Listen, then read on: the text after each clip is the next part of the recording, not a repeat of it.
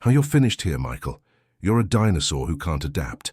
Those words sliced through the conference room as I stood paralyzed, watching 27 years of my career crumble in an instant. The boardroom fell silent. My colleagues, people I'd mentored for years, suddenly found their notepads fascinating, avoiding my eyes as my humiliation played out in high definition. I'd been halfway through presenting my marketing strategy when Claire Stevens, our new 30-something department director, had snatched the remote from my hand. The projector now displayed my proposal with red slashes across every slide. "Let me show everyone what modern leadership looks like," she announced, her voice carrying a hint of amusement that made my blood turn to ice. The quarterly executive meeting had just become my public execution. Claire's laughter cut through the silence as she highlighted a section of my revenue projections. "This is what happens when you let sentimentality drive business decisions," she said, making deliberate eye contact with our CEO. "Michael still thinks it's 1995.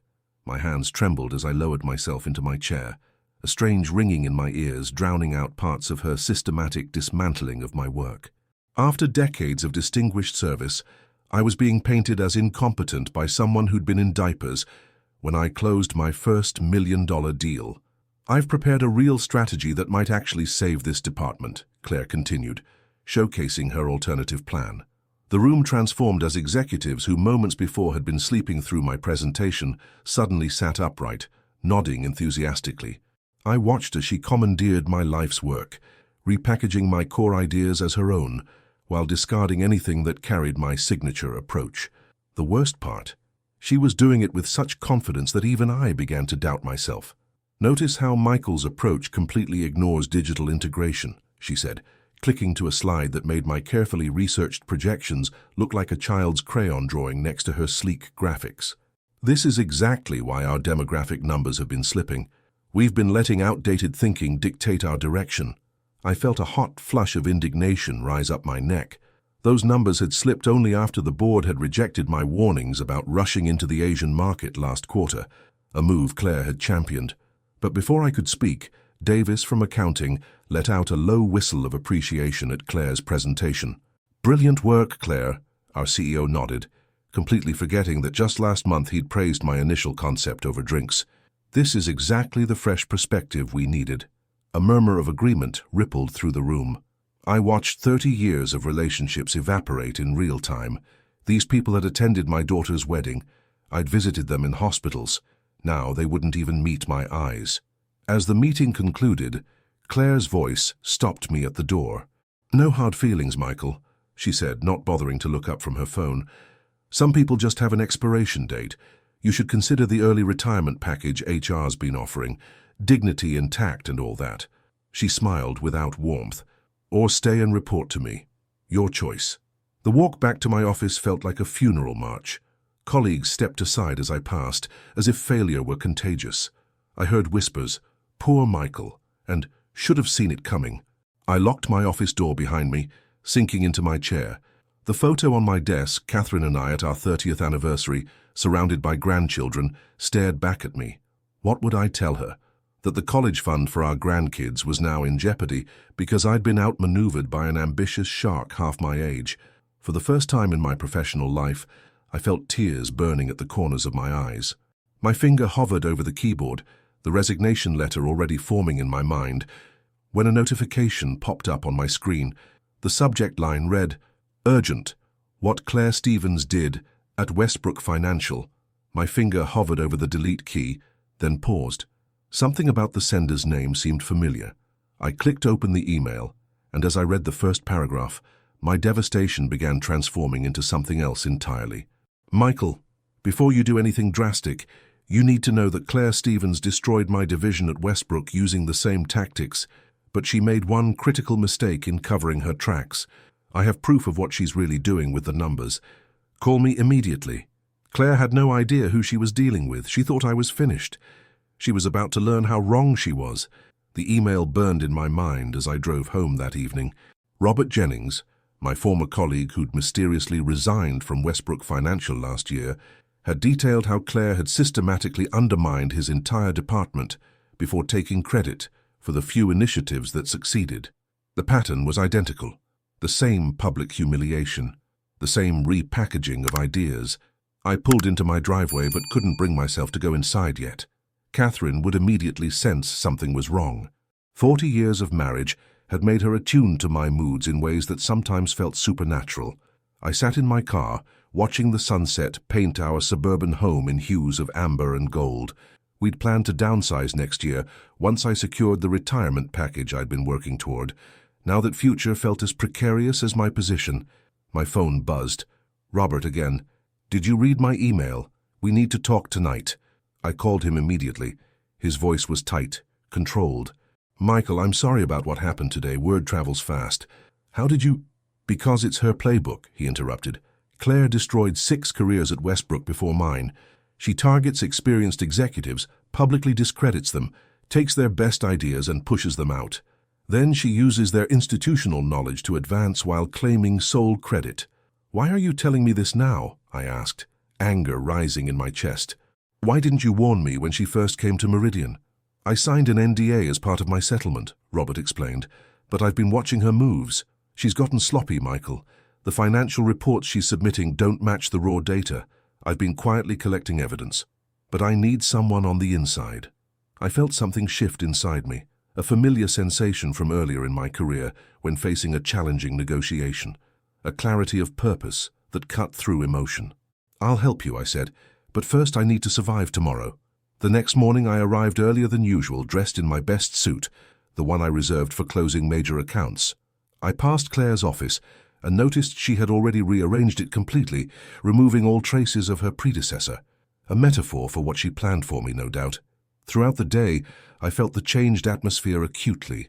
Junior executives who used to seek my advice now gave me pitying glances before finding reasons to hurry away. My administrative assistant, Teresa, who'd worked with me for 15 years, was the only one brave enough to address the elephant in the room. "It was wrong what she did to you," Teresa whispered, closing my office door. "Half the department is talking about it, but they're all scared of being next." "Thank you, Teresa," I said, touched by her loyalty. "I need your help with something. Can you pull all the raw data reports from the last quarter, the ones we send directly to accounting before summarization?" Teresa raised an eyebrow but nodded. "I'll have them for you by lunch." By mid-afternoon, my suspicions were confirmed. The reports Claire had presented to the board showed a 23% improvement in the digital advertising conversion rates under her leadership. But the raw data told a different story, a modest 4% improvement, mostly attributable to seasonal fluctuations and initiatives I'd put in place months before her arrival. More disturbing were the discrepancies in the customer acquisition costs. Claire had somehow managed to show a dramatic improvement, while the actual numbers showed we were spending more to acquire fewer customers. I was carefully documenting these inconsistencies when my office door swung open without a knock. Claire stood there, immaculate in a tailored suit, her expression unreadable. "Michael, I've been looking at the team structure," she announced, walking in uninvited. "I'm redistributing your direct reports effective immediately. You'll be heading up legacy accounts exclusively." Legacy accounts, the corporate equivalent of being put out to pasture. Existing clients with fixed contracts and minimal growth potential. No team, no influence, no path forward. "Is this because of yesterday's presentation?" I asked, carefully controlling my voice. Claire smiled thinly. "This is about optimizing our organizational efficiency, unless, of course, you're considering that retirement package we discussed." Our eyes locked in a silent battle of wills. I thought of the discrepancies I'd just uncovered, of Robert's email, of my grandchildren's college fund. "I think I'll stick around," I replied with a calmness I didn't feel. "I still have much to contribute." Claire's smile faltered slightly. "Your choice, but don't expect special treatment because of your tenure." After she left, I sent a carefully worded email to Robert. "I'm in. She's already making her move, and I've found the first cracks in her armor. If you found this story engaging so far, I'd greatly appreciate if you'd like this video, subscribe to the channel, and turn on notifications to catch the next part of my journey. Vamos prosseguir para a segunda etapa, capítulo 3 da história. Segunda etapa. 2 weeks into my new role in legacy accounts, I settled into a routine designed to make me invisible. I arrived early, took lunch at my desk, and stayed late, but made sure to keep my office light off during those extra hours. Claire had already reassigned my team and moved me to a smaller office tucked in a forgotten corner of the building. The message was clear: disappear quietly, or be pushed out. What she didn't know was that this isolation gave me exactly what I needed: time and space to build my case. Each night, I meticulously analyzed the data Robert had shared, comparing it with what I was gathering from Teresa, who remained my eyes and ears in the department. The picture emerging was troubling. Claire wasn't just massaging numbers, she was fabricating entire data sets and projections. She's claiming a 42% reduction in customer churn, I told Robert during one of our late-night calls. But the actual figures show it's only 7%, and that's mostly from accounts I stabilized before she arrived. Classic Claire, Robert replied. At Westbrook, she reported revenue growth of 36% in Asian markets when they were actually down 4%. She covered it by shifting losses to the next quarter and claiming they were investment costs. I felt my blood pressure rising. How did she get away with it? By the time anyone suspected, she'd already moved on to bigger things, leaving others to deal with the fallout. She's brilliant at taking credit for short-term gains while avoiding accountability for long-term damage. The deeper I dug, the worse it looked. Claire had presented a revolutionary new product campaign to the board, one that was suspiciously similar to a proposal I'd developed last year, but had shelved as too risky without further market testing. She'd simply removed the cautionary notes and presented it as guaranteed to succeed. One evening, as I was finishing my analysis, my office door opened unexpectedly. I quickly minimized my screen. "Working late on legacy accounts? That's dedication," Claire said, leaning against the doorframe. Something in her tone made the hairs on my neck stand up. "You know, Michael, I've been wondering why Teresa keeps accessing archived financial reports." My mouth went dry, but years of high-stakes negotiations had taught me to maintain a poker face. "Year-over-year comparisons," I said smoothly.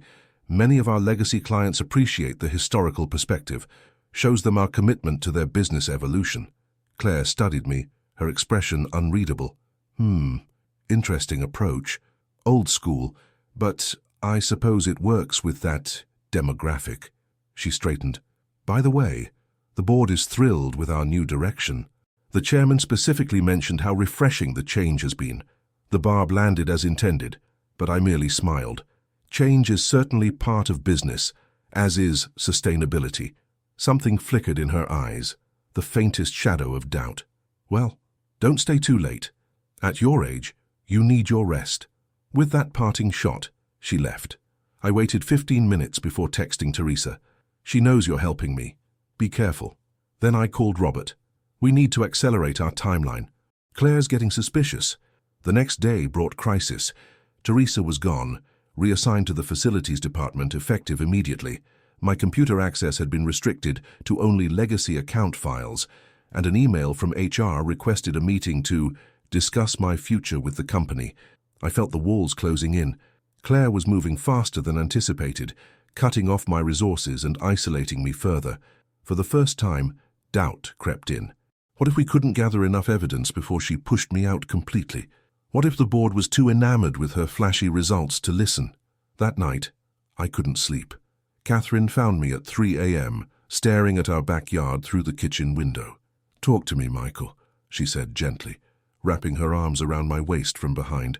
"You haven't been yourself for weeks." I hesitated, then told her everything. The humiliation, the demotion, the evidence we were gathering. I might lose this battle, Kat. After all these years, this might be how my career ends. She turned me to face her, her eyes fierce in the dim light. "Listen to me. In 40 years, I've never seen you back down from a challenge. You built that department from nothing. You survived 3 recessions and 2 hostile takeovers. You're not going to let some shortcut-taking opportunist rewrite your legacy." Her conviction steadied me. "But what if—" "No what-ifs," she interrupted. "You fight. Not for revenge, but for the truth. For the company you helped build and the people who will suffer when her house of cards collapses." The next morning, I received an unexpected call from Davis in accounting. "Michael, something's not adding up in these quarterly projections Claire submitted. The board presentation shows figures that don't match our internal systems." My heart raced. "That's concerning. Have you spoken to Claire about it?" I tried. "She said it was a new calculation methodology that you wouldn't understand, but—" He hesitated. "Look, I know things have been tense between you two, but I've worked with you for 15 years. Something doesn't feel right. Send me what you have, I said quietly. I'll take a look. When the files arrived, I nearly shouted in triumph. This was exactly what we needed. Independent verification from accounting that the numbers didn't match. I immediately forwarded them to Robert. His response came within minutes. This is it, but we need more. The board meeting is in 3 days. She'll present her first full quarter results. If they believe her version, you're done. I stared at my screen. The pressure mounting. 3 days to save my career, my reputation, and potentially the company from a disaster in the making. But with restricted access and diminishing allies, how could I gather enough evidence to convince the board? As if in answer, my phone buzzed with a message from an unknown number. This is Teresa. I saved backups of everything before they reassigned me. Meet me tonight. For the first time in weeks, I felt a flicker of hope. Claire might have underestimated me, but her biggest mistake was underestimating the loyalty of the people she'd so casually discarded. The game wasn't over yet. Not by a long shot. Teresa's hands trembled as she passed me a flash drive in the dimly lit corner of a diner 10 miles from the office. Everything's here. Original reports, Claire's altered versions, and emails where she instructs the team to adjust the data. Why risk your job for this? I asked, genuinely moved. Her eyes hardened.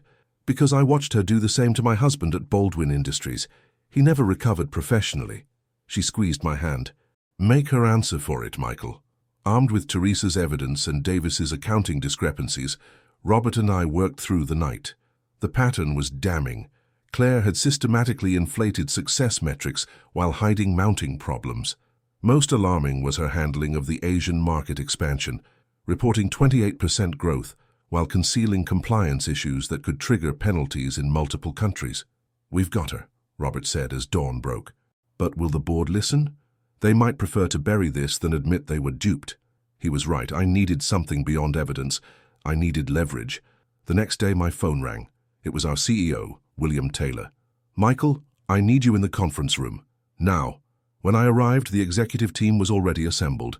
Claire sat at William's right, wearing a smile that didn't reach her eyes. Michael, William began gravely, Claire has brought to our attention that you've been accessing confidential financial data outside your role parameters and potentially sharing company information with external parties. My heart hammered, but I kept my expression neutral. Claire had outmaneuvered us. Furthermore, William continued, there's evidence suggesting you've been attempting to manipulate legacy account data to undermine our growth narrative. These allegations could constitute grounds for immediate termination. The room fell silent.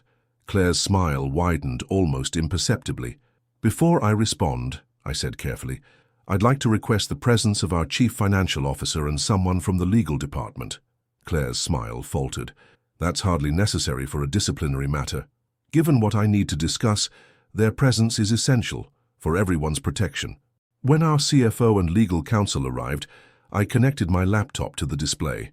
What I'm about to show you came to my attention during my analysis of legacy accounts. I discovered troubling inconsistencies that initially appeared to be simple reporting errors. I began methodically comparing the raw data with Claire's altered reports. With each slide, her face grew paler. By the time I reached the Asian market compliance issues, William's expression had transformed from skepticism to alarm. These aren't just reporting discrepancies, our CFO interrupted. If accurate, we're looking at potential regulatory actions in 3 countries. They're accurate, I confirmed.